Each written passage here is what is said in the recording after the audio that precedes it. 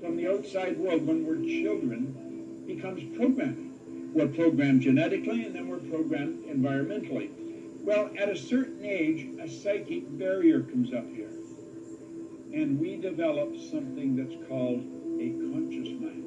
And the conscious mind has hooked up to its sensory factors. You can see, hear, smell, taste, touch. And here we have higher faculties. We have something called intellectual factors. We have perception, intuition, the will, reason, imagination, all these marvelous tools here. Now there's a power flows into our conscious mind, and we have the ability to think anything we want to think. Do you know what we're going to think? We're going to think thoughts that are in harmony with the paradigm. Because play with this. The paradigm controls the vibration that your body is in. And make no mistake about it, your body is in a vibration. Vibration is the law of the universe. The law of vibration decrees. Everything moves, nothing rests. This physical instrument we're living in is in a very high speed of vibration. If you looked at it through a microscope, you'd see it dancing right before your eyes. In fact, if you put your body in a completely dark room in front of an infrared television camera, you'd see yourself as a glistening, radiating, gleaming form. Semyon Kurlin, way back 1934, the Russian photographer, he perfected a form of photography where you can photograph mass, the body, and you will see the ray of energy coming from the body. See, there's a power that flows into you, and it flows to and through you. And when it comes in, it has no form. Now, you can build negative ideas, or you can build positive ideas. We build ideas that are in harmony with the paradigm. You know why? If the paradigm is built with X-type energy, you're going to think X-type thoughts. If you have been raised with a paradigm where lack and limitation is common, it's just the way it is, you'll never become wealthy. If that is the thinking, well, I know intellectually we know we can become wealthy, but the paradigm says no. You will probably take this power that flows into your conscious mind, that you could make anything out of it you want, and you'll make ideas that are in harmony with the paradigm. Because it's the ideas that you impress upon the subconscious that controls the vibration.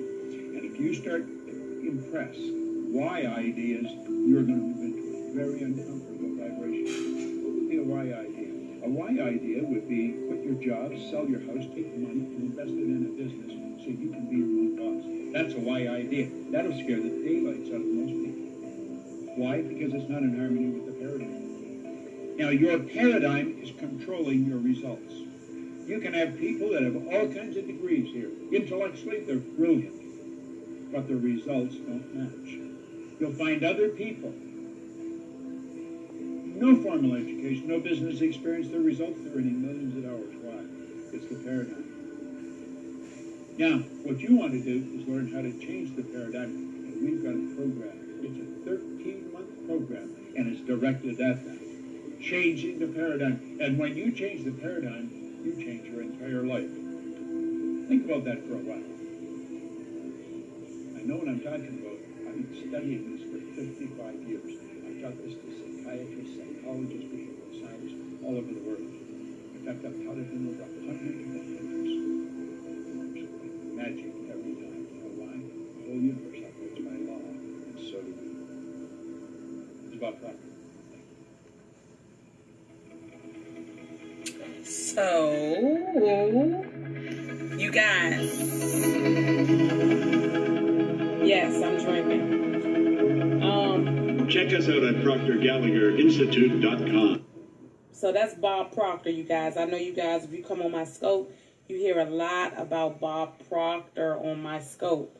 So Bob Proctor talks about how your subconscious mind and your conscious mind, how, you know, you deliver from that, okay? Because I always talk about how things are in your brain first. It starts with your brain, and then it moves throughout your body. So if anybody ever comes on my scope, you will know that those are the things that I talk about, right? Regardless of how the education that anyone has, regardless of you know, how some people say they're educated, right? Educated does not mean your degrees. Educated means your brain, okay, the knowledge that you have. So a lot of times we look at people and we say, you're educated because they got an MBA or they got a PhD. But that does not determine Education. Okay? Education means knowledge. Means you're educated. So if you ever want to learn something, truly learn, that means that you are researching, that you are a researcher, that you are a researcher and you are checking out things that are fluent within, with the surroundings around you, possibly history. Nobody really knows history. So that's one thing that we can't truly say that we know 100%. If somebody, just because you study history does not mean you know the facts of history. We can say we know it, but I doubt it. I doubt there's a lot of things that we don't know about history. Okay?